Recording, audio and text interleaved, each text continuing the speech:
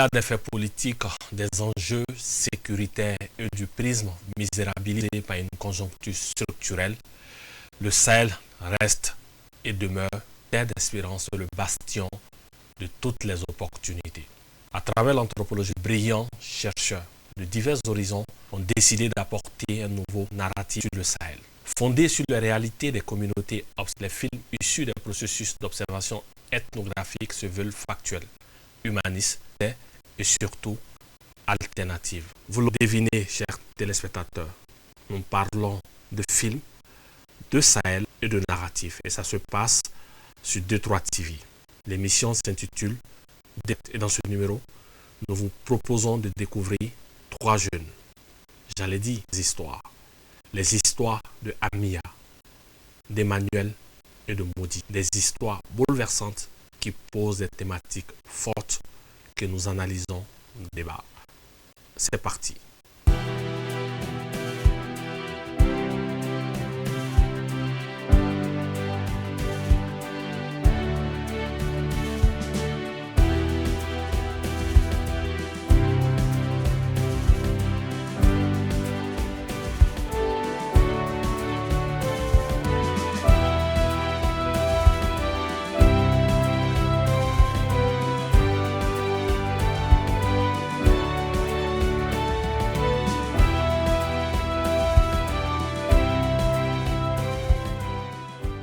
Bienvenue sur ce plateau et merci de suivre.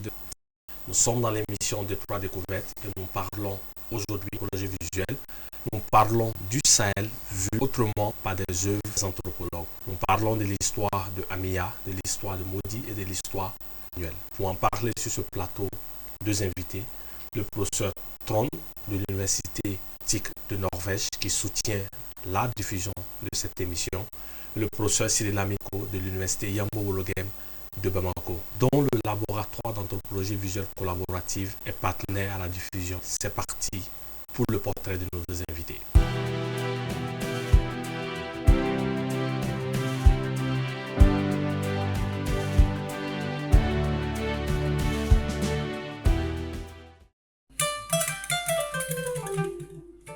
Professeur d'anthropologie visuelle au département des sciences sociales de l'Université arctique de Norvège et cinéaste anthropologue, le professeur Trond a réalisé plusieurs films sur le nord de la Norvège et le nord du Cameroun. Son domaine de prédilection scientifique reste les thématiques portant sur la migration, les conflits, l'ethnicité et les arts. Depuis 1990, il navigue entre son pays natal, la Norvège, et les pays du Sahel comme le Mali, le Cameroun et le Niger. Son histoire avec le Sahel commence en 1990 avec son premier film sur les chauffeurs de mototaxi au Cameroun. Ce premier contact au Cameroun est sanctionné par une thèse de doctorat intitulée « Chez nous, on se débrouille », qui s'est fait l'écho des réalités de cette aire géographique de la ville de Gaoundéré au nord du Cameroun.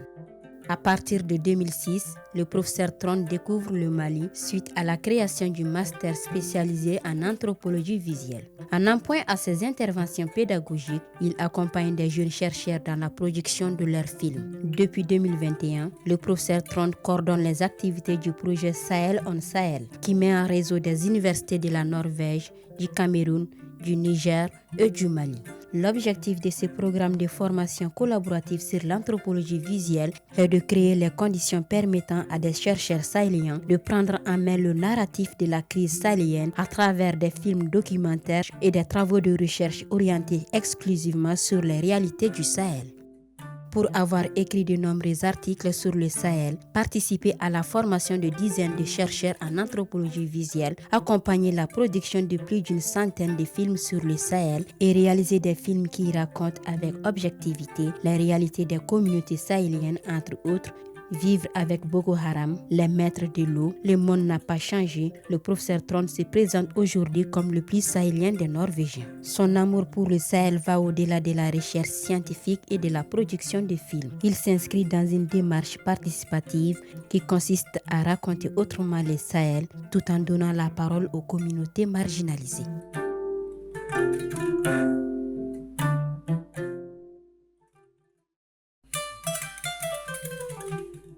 premier docteur en anthropologie visuelle au Mali, directeur du laboratoire d'anthropologie visuelle collaborative, la vice-col de l'université Yambo-Ologem, coordinateur du master en anthropologie visuelle de la faculté des sciences humaines et chercheur associé au projet Sahel on Sahel. Le professeur Sidi Lamine Bagayogo est naturellement un amoureux de l'anthropologie visuelle. Il s'est donné pour mission principale de faire de l'anthropologie visuelle un fleuron de la recherche scientifique au Mali. Au-delà, il travaille depuis quelques années à la construction d'un modèle filmique propre au Mali, nourri par l'anthropologie visuelle et prenant en compte les réalités structurelles du cinéma malien. Pionnier de l'anthropologie visuelle au Mali et acteur engagé pour la vulgarisation des films ethnographiques dans le Sahel, le professeur Sidi Lamine Bagayogo porte l'ambition de concilier le cinéma et l'anthropologie visuelle dans une quête d'enrichissement mutuel pour les deux disciplines. Son postulat de base part du principe que le cinéma d'auteur demande de gros moyens financiers, de longues années de préparation et nécessairement un dispositif de diffusion qui se fait malheureusement toujours attendre au Mali. Dans un tel contexte, le professeur Sidi Lamine Bagayogo positionne l'anthropologie visuelle comme une alternative crédible au développement du cinéma malien.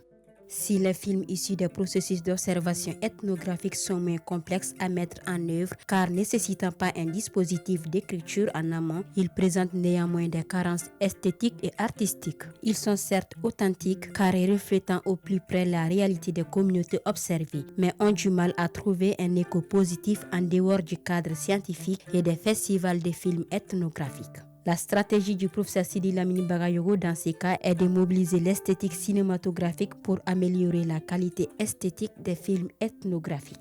À travers cette approche de conciliation de l'artistique et du scientifique, le professeur Sidi Lamine Bagayogo crée un pont naturel entre le cinéma et l'anthropologie visuelle, confortant ainsi son double statut de pionnier de l'anthropologie visuelle dans le Sahel et de visionnaire pour le cinéma malien.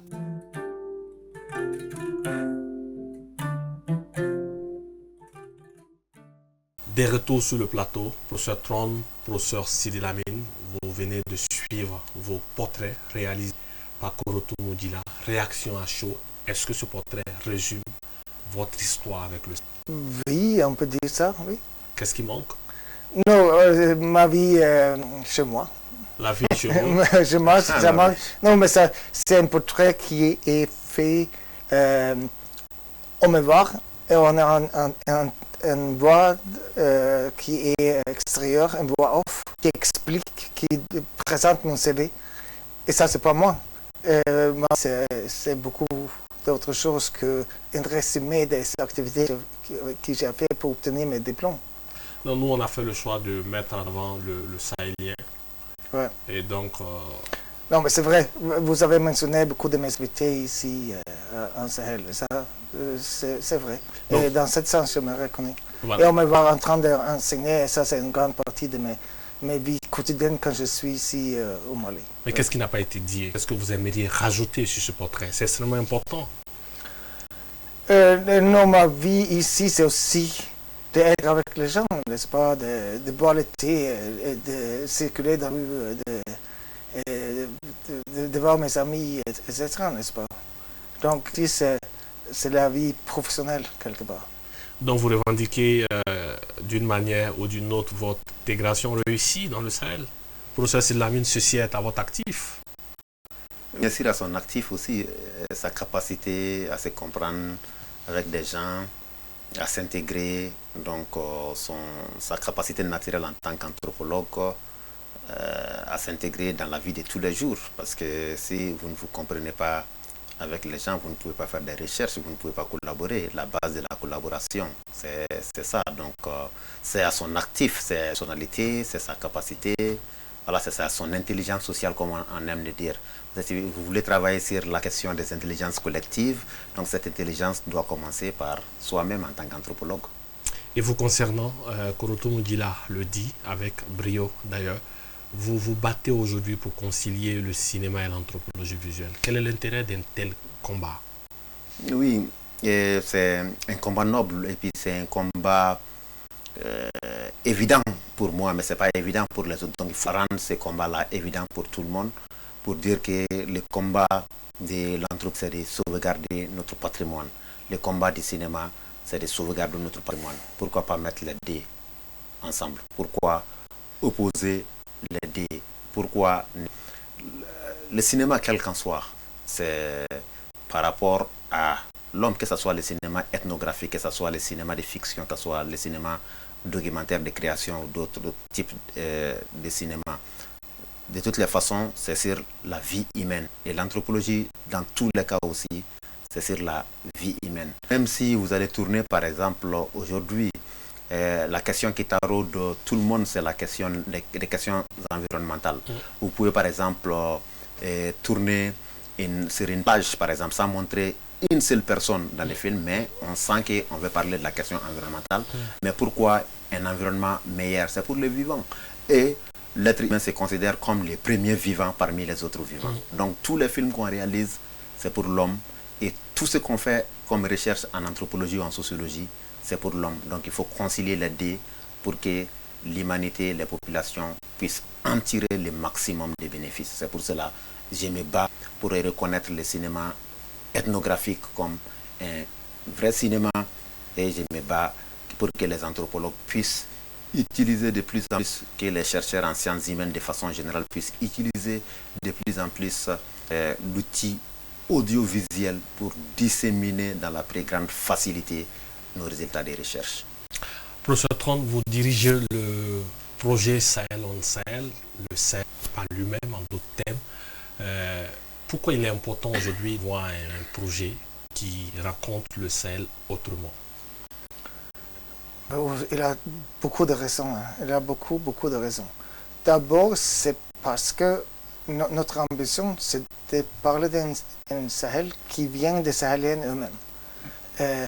Et qui ne vient pas des tours, qui ne vient pas des spécialistes, qui ne vient pas des experts, qui a une tendance de focaliser sur les problèmes vus des spécialistes ou des problèmes vus des politiciens ou des problèmes vus des autorités quelque part.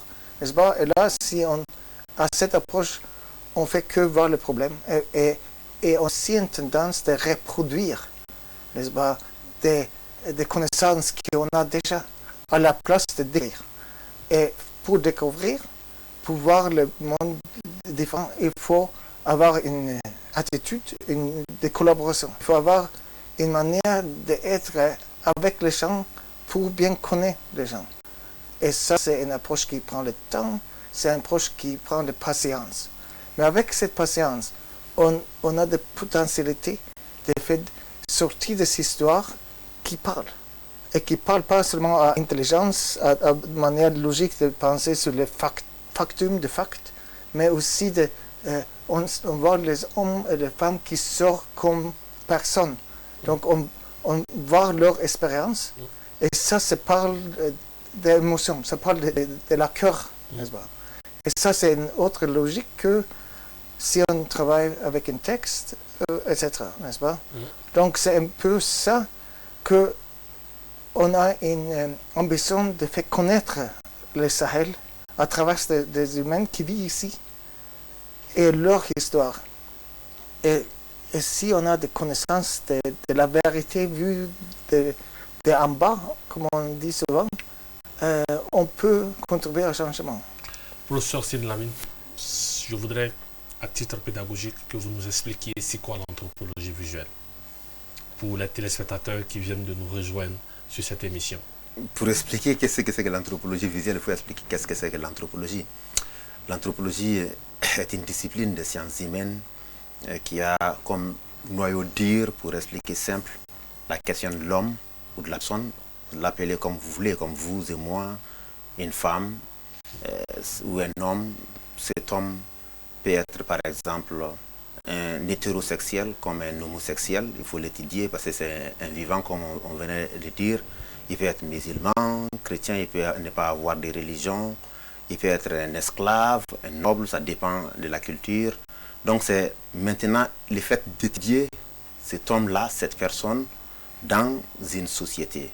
Et chaque personne ou chaque individu dans une société a quelque chose qu'on appelle une culture, c'est-à-dire sa façon d'apprendre, sa façon de comprendre des choses, son passé, son histoire, ainsi de suite. Donc globalement, c'est cela l'anthropologie.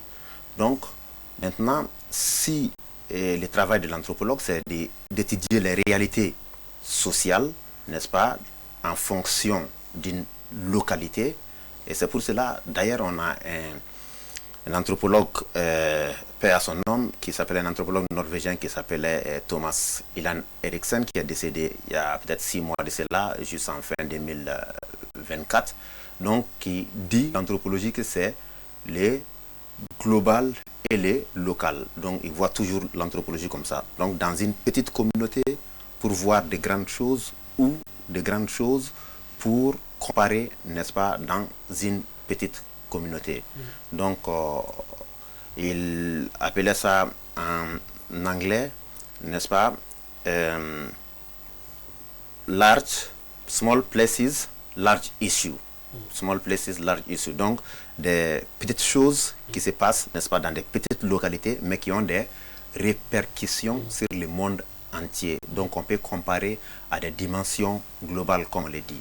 Donc, l'anthropologie visuelle, dans ce sens, c'est le fait de visualiser cet homme, cet individu, comme je l'ai dit, cette personne, dans sa société, avec sa particularité culturelle, pour le montrer, disséminer, le diffuser, pour que d'autres puissent le voir. Donc, c'est ce qui se passe dans une localité, aussi petite que ce soit, que ça puisse avoir une répercussion globale, donc ça puisse être diffusé au niveau global. Donc, au niveau de l'anthropologie classique, c'est des écrits, c'est des chercheurs qui viennent, mais au niveau de l'anthropologie visuelle, nous voulons que ce soit les chercheurs puissent faire des recherches.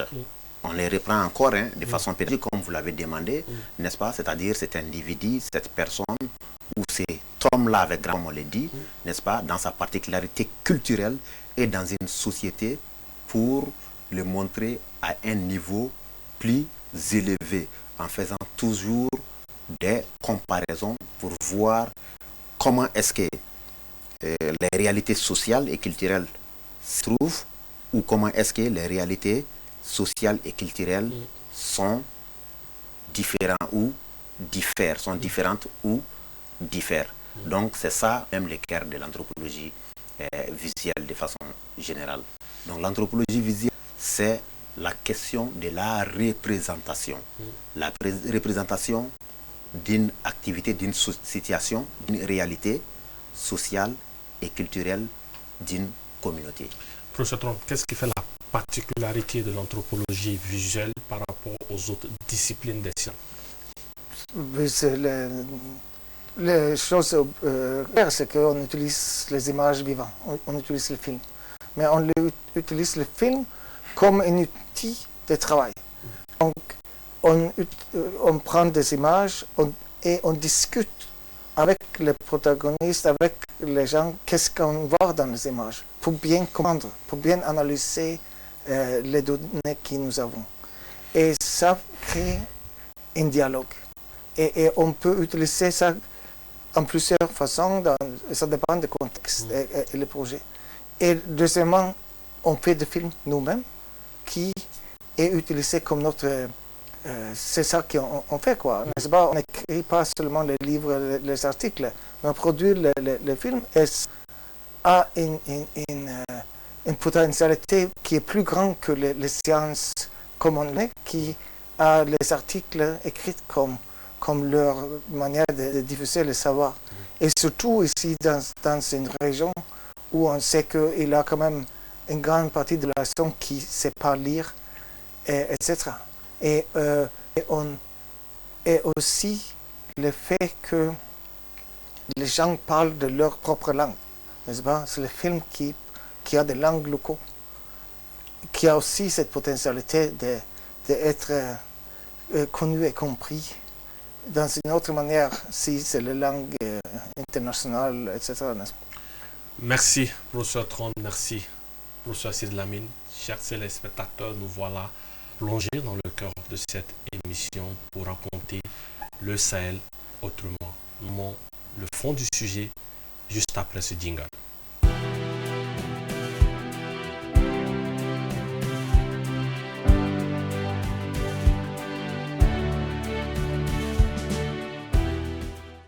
Voilà, c'est le top 6.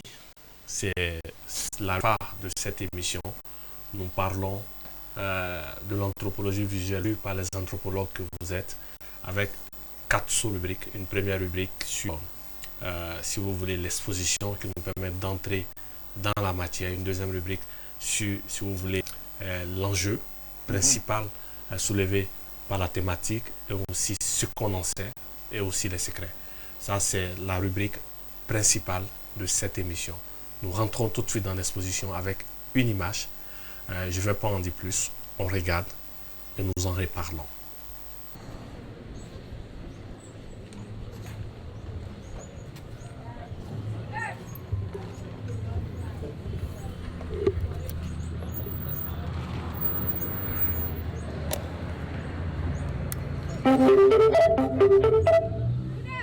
Bluetooth mode. SD card mode. Kosi akanana Wartilla sundinta dagmali DJ Aziz Olorin Kalbosi Negila Lil Hero Ay cuida de buanda por chingare a Kosi Kosi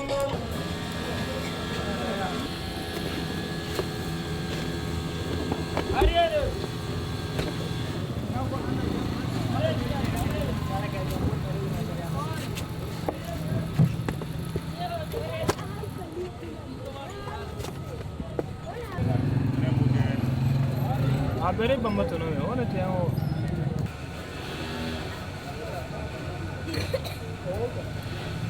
Natara transport ago sunge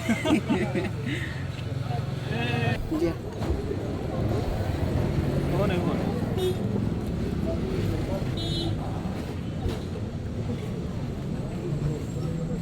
One gede gitu ni Kim sa bodum Jangan saya sulit.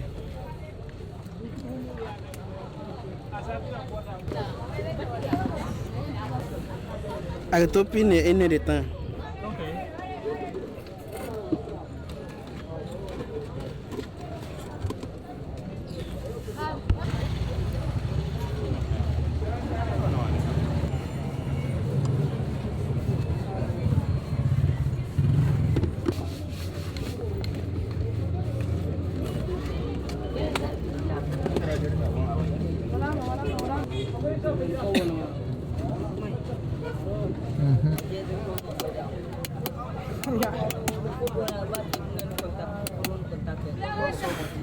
Nisi sama koyo.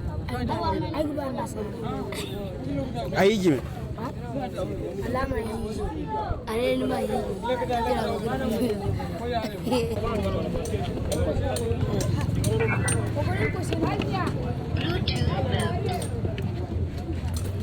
Tu peux connecter, je vais voir. Ok.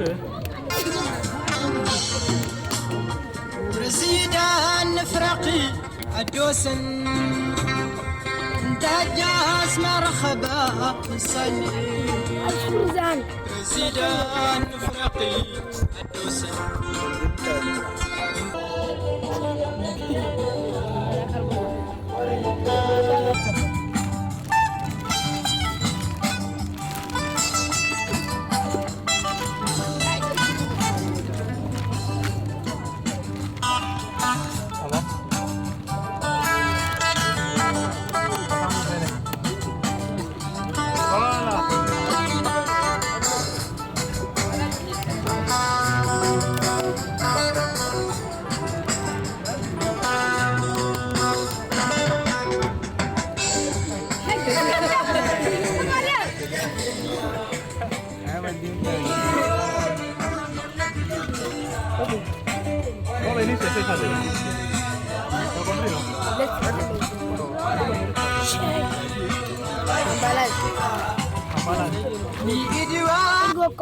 Mana go konda? Ah. Wala. Ai skoti ya nome. Numo kauye izi yangu.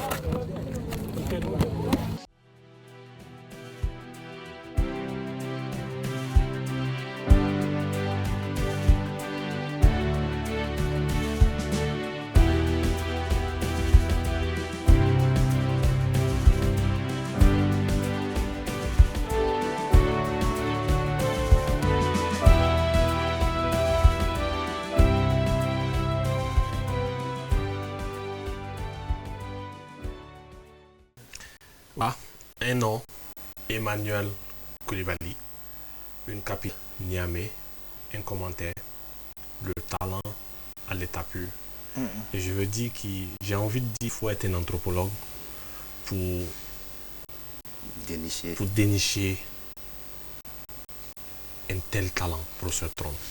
Je ne sais pas, moi je crois plutôt que c'est ma capacité comme être humain d'être curieux, n'est-ce pas, d'être intéressé des humains.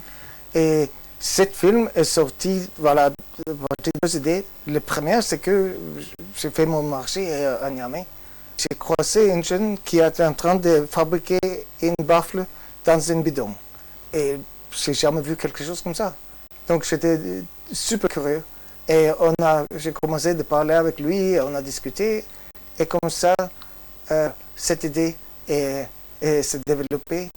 Une idée de faire un film sur lui et ses activités comme jeune qui est responsable de petits ateliers où il répare les motos et les vélos. Mais il a tant de talent, il fait beaucoup de choses. Et comme on a vu, n'est-ce pas, il est très passionné de musique. Et quand on a vu le vu sur le vélo, n'est-ce pas, c'était le vrai son. C'est pas ajouter le son, n'est-ce pas, c'était le son qui sort de baffle qui est sur le pneu devant, sur son vélo, n'est-ce pas. Et comment il peut avoir quelque chose comme ça, n'est-ce pas, d'avoir cette idée, je trouve que magnifique. C'est magnifique. Professeur, c'est dans une réaction à chaud sur cette pépite. Non, c'est incroyable la créativité, n'est-ce pas, l'idée d'innovation de ces jeunes hommes, mais aussi l'idée, la créativité aussi, l'activité de l'anthropologue dans ses marches dans les rues de Niamey à pouvoir capter une réalité sociale qui existe, mais il faut le voir quand même, il faut capturer et il faut nous montrer. Donc, bravo non seulement à ces jeunes hommes, n'est-ce pas, ces jeunes talents, mais bravo aussi au talent de l'anthropologue, puis nous montrer comme film ou début d'un film. Alors, ce qui est intéressant avec vous, professeur Tron, c'est que ce film s'inscrit dans un processus global. Vous êtes dans une série de films en lien avec le vélo. Oui. Expliquez-nous en profondeur cette démarche. Oui, c'est parce que je suis responsable d'un projet qui me fait voyager entre le Cameroun, le Niger et le Mali pendant quelques années. Et là, je supervise des cinémas, des films et de l'anthropologie. Mais moi, j'ai aussi envie de faire quelque chose, n'est-ce pas? J'ai aussi envie d'être active et de tourner les films. Mais mon problème, c'est que Niamey, ce n'est pas une ville que je connais très bien. Et Bamako, je connais un peu bien, mais pas tellement. Et Maroua aussi, au nord du Cameroun, c'est une ville que j'ai visitée plusieurs fois, mais je n'ai pas beaucoup de connaissances. Mais je connais le vélo, n'est-ce pas? Je connais le vélo. Je suis passionné par pédaler, voilà. Ça, c'est une chose. Donc, j'ai choisi de m'approcher ces trois villes à travers un objet que je connais. Ça, c'est une. Mais la deuxième chose qui je trouve aussi pertinente, c'est que le point d'accès fait un film ou un processus de recherche, où on commence à demander les questions. Ici, on commence, les chercheurs qui viennent, les cinéastes qui viennent, ils commencent très souvent avec le conflit ou la pauvreté, ou voilà, quelques thématiques, migration, etc. Ça, c'est important, bien sûr, mais il faut voir des autres aspects aussi. Et c'est fascinant, qu'est-ce que ça peut donner si on s'intéresse au vélo. Alors, au-delà du vélo, vous parlez aussi d'amour. Oui, donc je me dis que ce film qu'on a vu qu'on a vu de Niamey, ça parle de créativité. Yes. Et ça parle aussi des relations entre jeunes, n'est-ce pas? Deux autres jeunes qui sont autour de cette personne, Emmanuel, très créative. Donc c'est le créatif et d'amitié des jeunes. Il y a un film qui est en train d'être produit ici à Bamako, qui parle d'une jeune fille qui est en train d'apprendre de faire le vélo. Mais c'est surtout son relation avec sa maman.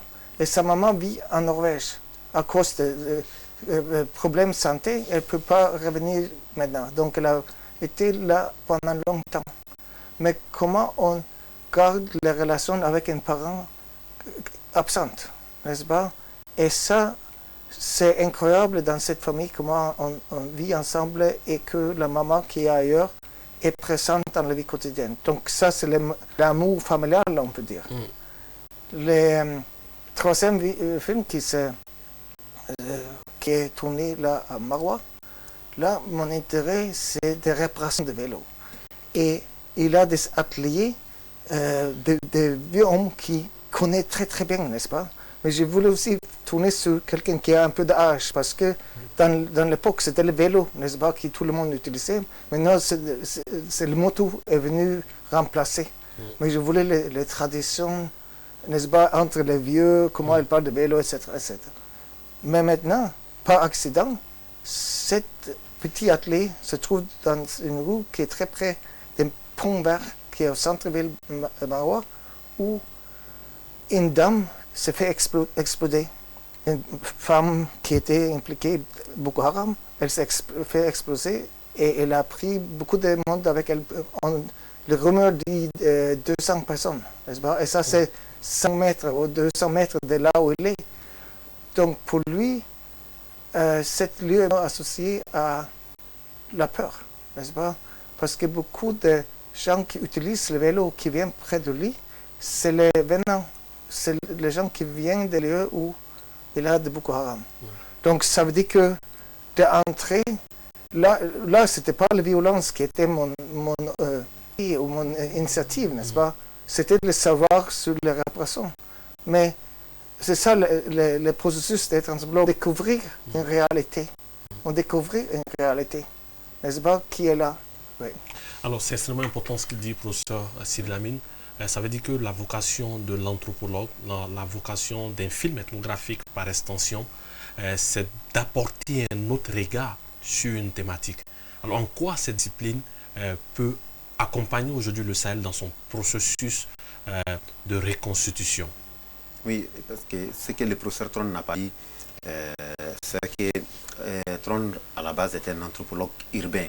Donc c'est les activités urbaines, les processus de développement des villes qui l'intéressent. Donc c'est pourquoi quand il vient dans chaque ville, il est intéressé non seulement comment les changements, la dynamique des changements se produisent dans des villes, mais aussi il suit les activités de plus près en détail. Donc maintenant, pour répondre à votre question, l'objectif même du projet Sahel, c'est de faire découvrir, comme la recherche anthropologique même, c'est un processus de découverte, de faire découvrir par les populations sahéliennes leur réalité locale, leur réalité quotidienne, pour que cela s'insère directement dans les processus de développement. C'est quoi? Parce que dans le passé, dans le Sahel, on a toujours vu, et pratiquement partout dans le monde, que ce sont les élites qui viennent avec les propositions à travers des ONG, à travers les autorités politiques et d'autres autorités pour dire comment est-ce que vous devriez faire pour vous développer.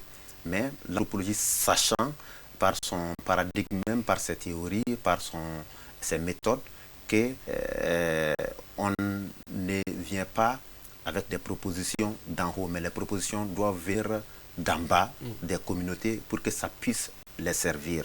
Alors, professeur Sidy Lamine, permettez-moi de vous interrompre. Je voudrais que vous nous expliquiez concrètement en quoi raconter autrement le Sahel, en quoi faire un film de ce genre peut aider le Sahel à se reconstruire ou à se repositionner en termes de narratif. Vous savez, depuis toujours, les questions de développement ont été toujours dictées soit par les pays du Nord, même si c'est les pays du Nord, comme on le dit, c'est toujours par les riches, les élites, les autorités. Et c'est pas imposé, mais on pense qu'on aide ceux qui sont en bas, entre guillemets, les populations, en leur donnant des programmes agricoles, des programmes de planning, des programmes de vaccination, des programmes d'éducation, des programmes de santé, et sans se poser la question en réalité, est-ce que ce sont réellement les besoins que ces populations ont en en réalité. L'anthropologie a toujours dit qu'il faut commencer par les bas. Il faut toujours faire des propositions par les bas. Les propositions par les bas, ça veut dire quoi? Ce sont les populations elles-mêmes qui disent que voilà nos besoins, voilà nos préoccupations, voilà nos aspirations. Donc l'anthropologie visuelle va de ces postes-là, n'est-ce pas, dans les communautés, en leur donnant la parole, en leur donnant les pouvoirs même, entre guillemets, pour qu'ils puissent décider sur quoi vous voulez qu'on fasse une recherche. Donc ils proposent des recherches, ils proposent des thématiques, n'est-ce pas, des tournages, et souvent ces populations sont impliquées directement dans ces tournages-là avec les experts anthropologues, et les recherches sont produites, les films sont produits et réalisés dans ces cadres-là, et ces films-là vivent des thématiques qui ont été proposées par ces populations. Donc ces thématiques deviennent des conversations, des sujets, des dialogues, des sujets, des discussions autour desquels, n'est-ce pas, que ce soit les chefs de village, que ce soit les responsables communautaires, que ce soit les conseillers des chefs de village, que ce soit l'imam, les prêtres, je ne sais pas qui d'autre encore, que ce soit les éleveurs, que ce soit les paysans, que ce soit les commerçants, les petits détaillants. Ils discutent autour de ces questions et jaillissent la lumière, comme on le dit, que de la discussion jaillissent la lumière. Donc ces films deviennent des points de discussion, deviennent des ponts à l'intérieur de la communauté. C'est pour cela qu'on parle de la discussion, du dialogue intracommunautaire, c'est-à-dire à l'intérieur de la communauté.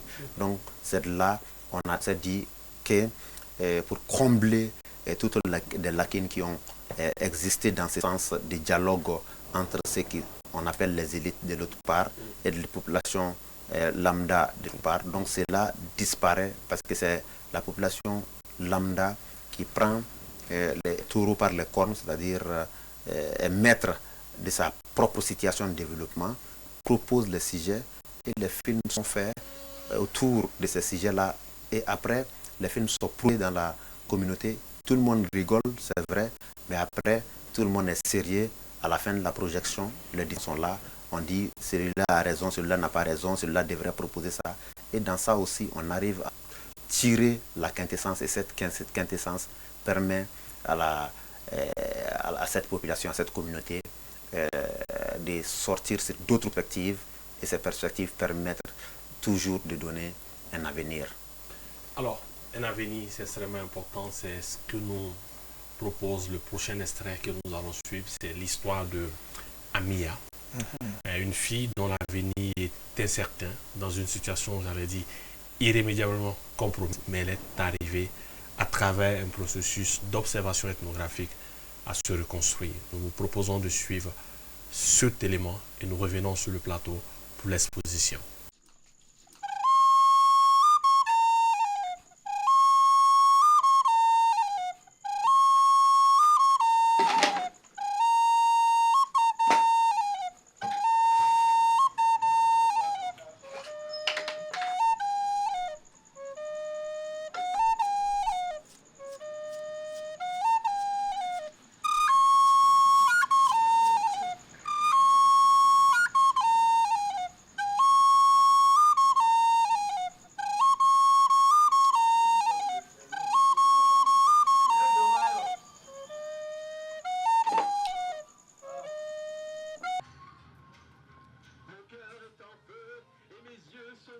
Je t'aime, ma chérie. Vas-y. Fais attention. Oui, maman.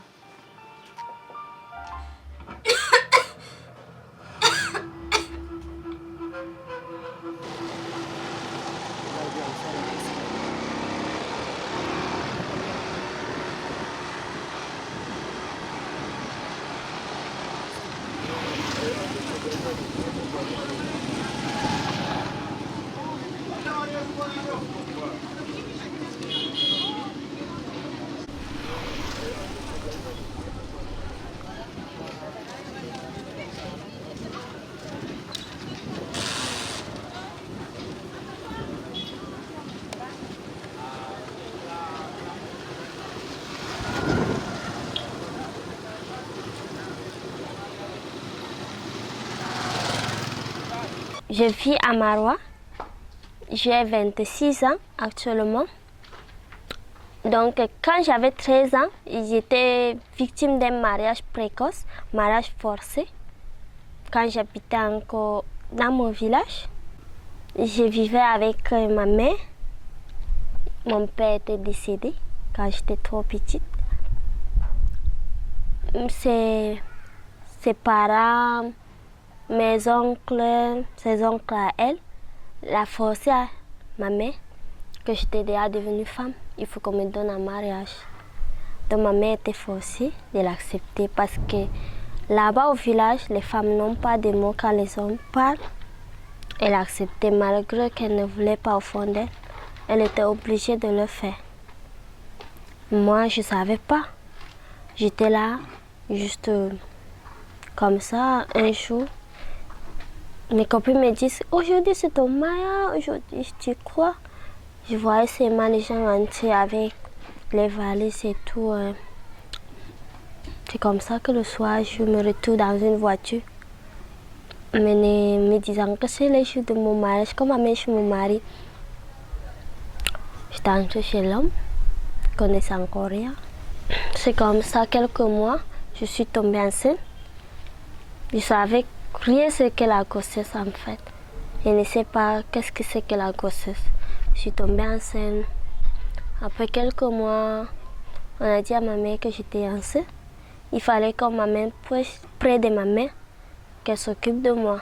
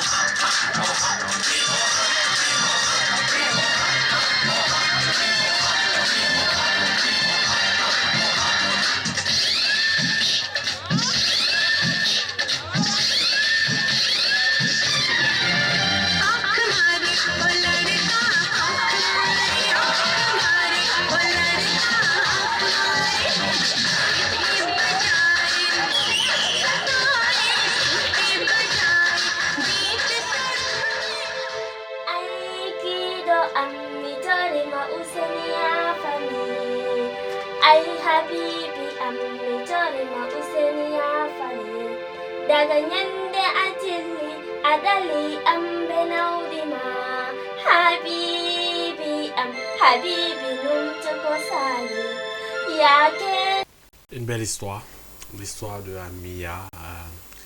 Je ne voudrais pas en dire plus à nos téléspectateurs pour les inviter à le suivre l'intégralité de ce film sur les antennes de droit. Mais en récapitulatif, c'est l'histoire d'une jeune fille qui avait été donnée en mariage à l'âge de 13 ans. Aujourd'hui, elle se porte à merveille. Elle a divorcé, elle s'est remariée et elle s'est reconvertie dans la danse, la musique. Professeur, parlez-nous un peu de cette histoire. Oui, c'est une histoire qui est... Oui, ça fait ému, n'est-ce pas? C'est très émouvant de voir cette belle jeune dame parler de sa vie et son expérience de jeune fille d'être mariée avec quelqu'un qu'elle ne connaissait pas, etc., n'est-ce pas? Et elle raconte toute son histoire. C'est plusieurs aspects qui sont intéressants ici. D'abord, il avait cette jeune cinéaste, anthropologue, à Marois, qui travaillait avec plusieurs projets de films et son recherche sur les... Oui, le thème était un numéro global sur la santé reproductive des femmes. N'est-ce pas? Il a étudié ça de plusieurs manières. Et là, cette dame lui approchait pour qu'elle raconte son histoire. N'est-ce pas? Elle voulait utiliser cette opportunité qu'il a un cinéaste là. Donc c'est elle qui a proposé cette film. N'est-ce pas? Donc ça, c'est quelque chose que je trouve important, qu'il y a des gens partout dans le monde qui portent les histoires, qui ont envie d'être racontés, qui est intéressant pour la public. Et deuxièmement, c'est que ce film a été beaucoup utilisé à des régions extrême nord au Cameroun, pendant les ONG, pendant arrangement de 8 mars, etc., où le soir, et Moustapha, il me raconte des réactions assez fortes, n'est-ce pas? Les gens qui pleurent, les discussions très vivantes, des discussions fortes, quoi, qui sortent. Est-ce que c'est comme ça, traiter nos femmes et nos enfants, quoi? Oui, elle va bien maintenant, elle s'est remariée, et comme on vient de dire, comme on a vu, elle chante, elle est une actrice, donc elle et son copain là animent au mariage. Donc elle fait un petit boulot à travers de sa manière de danser et chanter. Le copain, c'est son collègue de travail ou c'est son mari, son nouveau mari? Ça, c'est son collègue. C'est son collègue de travail. C'est pas son mari. Professeur Sidlamine, réaction sur ce film?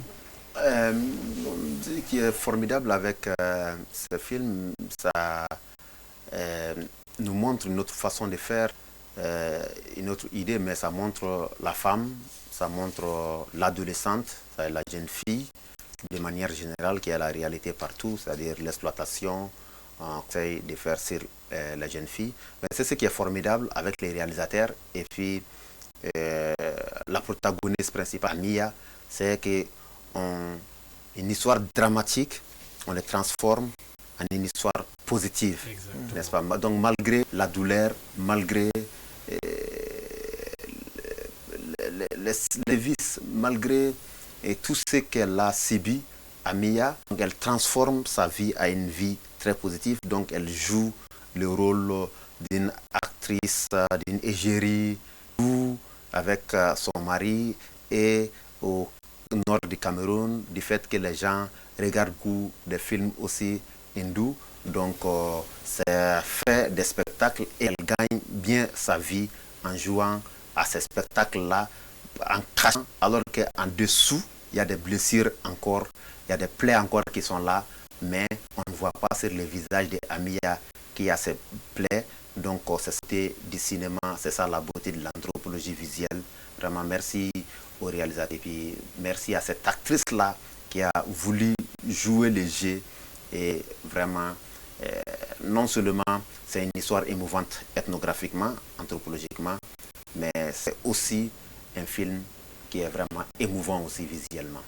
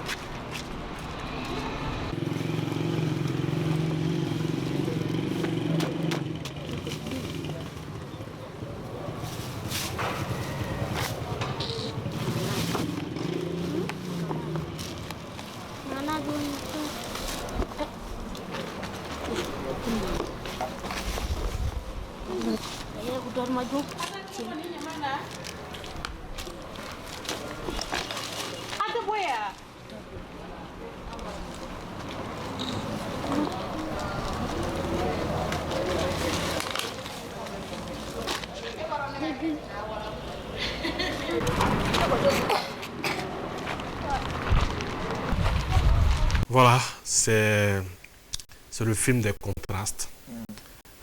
Vous avez vu la première scène de l'école, les conditions dans lesquelles ces enfants étudient.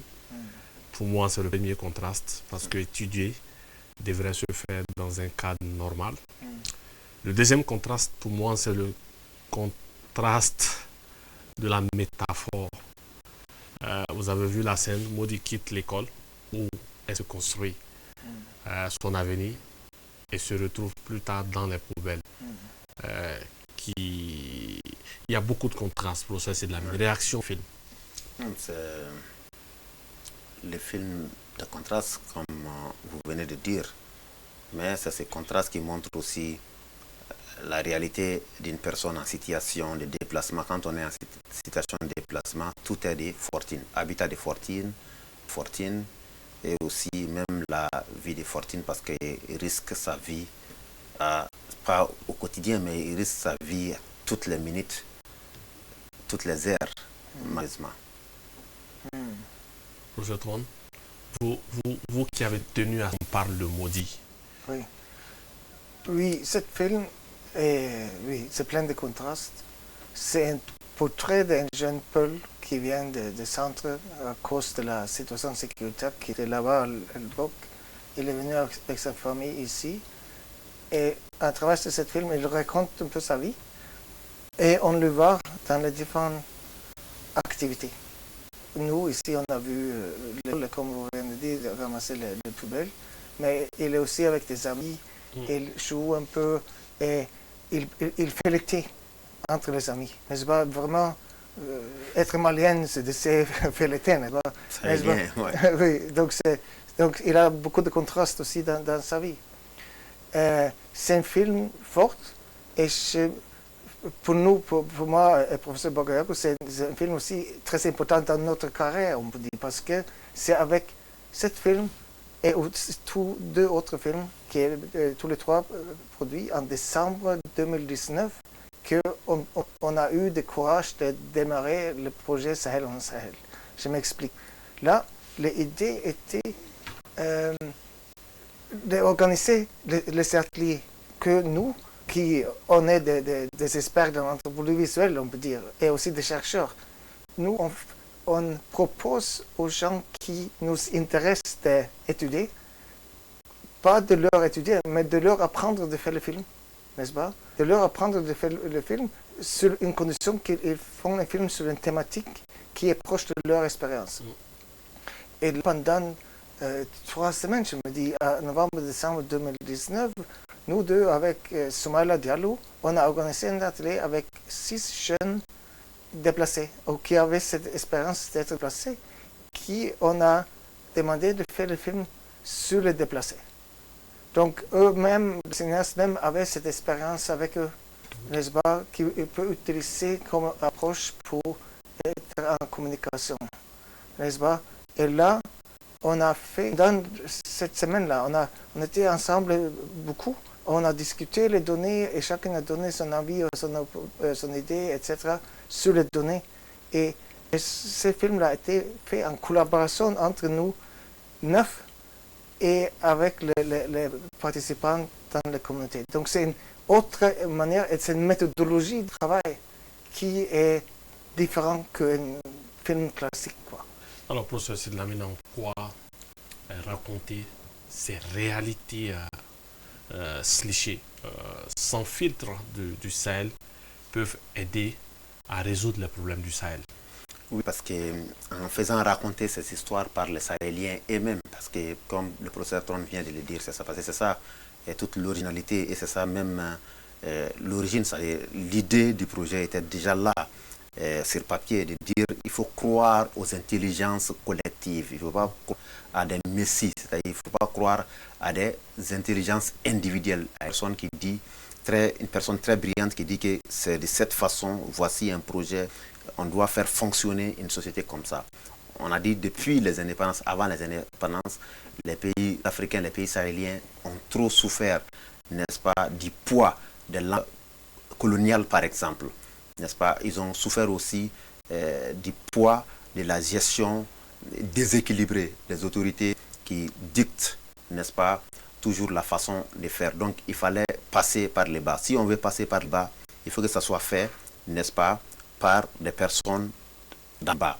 Donc, cette façon de faire, la méthodologie même, comme le professeur Tron vient de le dire, donc il fallait intéresser les populations qui sont déplacées. On a choisi parmi les étudiants qui sont originaires d'abord de la zone de Douanza, Modoro et d'autres qui sont originaires de la zone de Tombouctou, donc leur demandant comment est-ce que si ces personnes étaient à la place de ces personnes qui sont déplacées aujourd'hui, comment elles feraient. Donc c'est maintenant qu'elles ont pris la caméra, après quelques jours de formation, elles sont rentrées en contact avec ces déplacés-là qui ont à peu près lien de ressemblable, comme on le disait dès le fait que nous sommes semblables.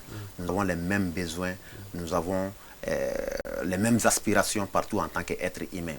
Donc ces jeunes-là, en rentrant en contact avec ces personnes déplacées sur le site des déplacés à Bamako, donc ils ont aidé de façon coopérative, de façon collaborative, n'est-ce pas, à avoir l'idée de faire des films en discutant, n'est-ce pas, en demandant à ces personnes sur le site des déplacés qu'est-ce que vous voulez aujourd'hui.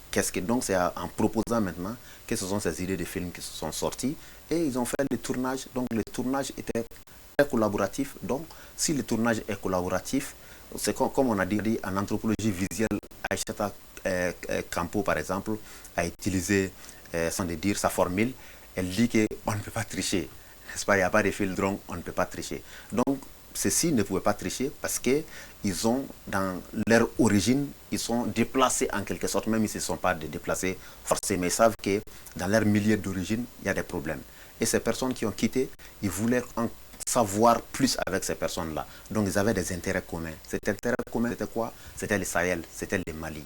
Comment est-ce que trouver des solutions aujourd'hui, tout de suite, pas demain pour qu'ils puissent y retourner, mais la situation dans laquelle ces personnes se trouvent là, comment est-ce qu'on peut trouver une solution? C'est pour cela que les films ont été réalisés autour, et dans ces films-là, il y a avoir des filtres. C'est comme ces populations elles-mêmes ont décidé de réaliser les films pour que les sujets puissent émouvoir non seulement nous autres qui sommes éloignés de ça, parce que si on ne va pas sur le terrain, pour voir ça, il faut aller sur le terrain. Comme à Bamako, mais nous ne savons pas que ce contraste existe ici. C'est que tout le monde découvre d'abord, que ce soit le monde de la presse, que ce soit le monde d'autres ONG qui n'interviennent pas directement, et même parmi les ONG qui interviennent, que les bureaucrates puissent savoir ce qui se passe exactement sur le terrain, que les autorités puissent savoir, mais aussi que les amis du Mali à travers les ambassades.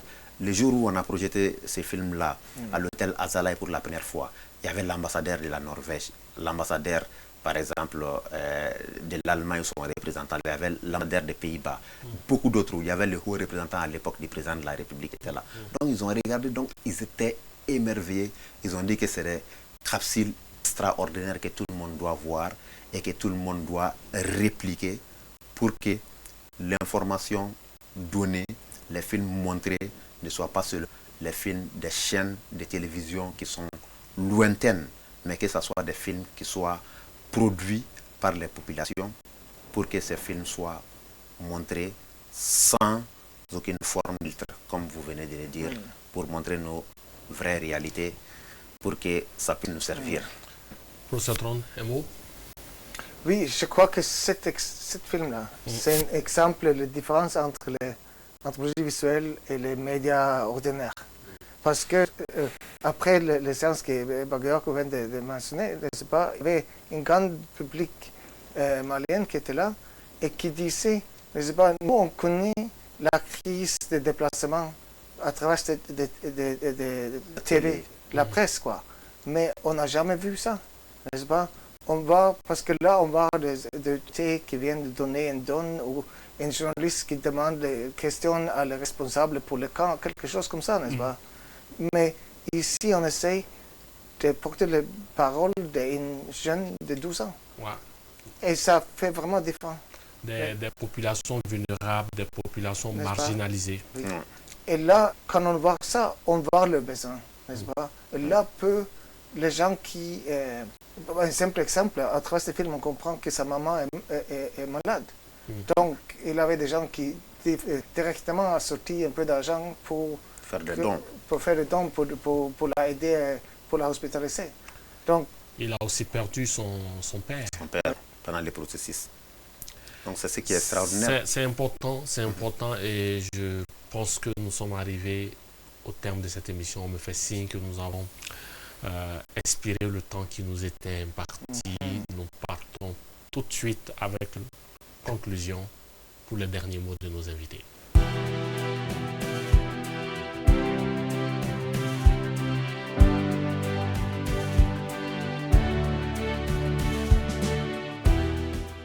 Des retours sur le plateau, professeur. En conclusion, que peut-on retenir de ces trois histoires? Emmanuel, Amia, Maudit. La vie, c'est de l'espoir. Tous ces jeunes-là se battent, résistent, et c'est les recherches, la découverte grâce à l'anthropologie visuelle qui nous montre que l'humanité est toujours basée sur l'espoir. Et les jeunes-là, malgré les difficultés, malgré les contrastes, nous disent à travers leurs messages, nous disent à travers ces films qu'il y a des espoirs et que la jeunesse africaine, la jeunesse du Sahel va toujours se battre. En conclusion, professeur Tron. C'est difficile à conclure parce que c'est riche, c'est beaucoup de choses. Mais voyant tous les films, je me dis qu'on comprend, on sentit une vérité qui est assez différente, qui est très, très variée, beaucoup de variations, n'est-ce pas? Il y a des choses tellement tristes, très dures, et il y a des créativités. Mais dans tout, on a, comme vient de dire le professeur, l'espoir. Et c'est ça que je veux garder, qu'on a d'espoir pour cette région, et ça, on a trouvé des histoires diverses pour qu'on trouve retrouver d'espoir. Au-delà de l'espoir, ces trois nous rappellent que l'anthropologie visuelle est un support magnifique de déclencher des réactions. Nous avons été ravis de vous présenter ces films. Ces films ont été présentés dans le cadre d'une série d'émissions sur l'anthropologie visuelle, le soutien de l'Université Arctique de Norvège à travers le projet Sahel, le laboratoire d'anthropologie visuelle collaborative l'AVISCOL de l'Université Wologem de Bamako. Merci à vous de nous avoir suivis. Nous vous proposons ces différents films juste après cette émission et nous vous demandons de rester connectés les programmes de 2-3 TV pour découvrir encore davantage de belles qui racontent un Sahel qui se construit malgré des aléas, malgré des défis politiques, malgré une conjoncture difficile. Merci de nous avoir suivis. À très bientôt.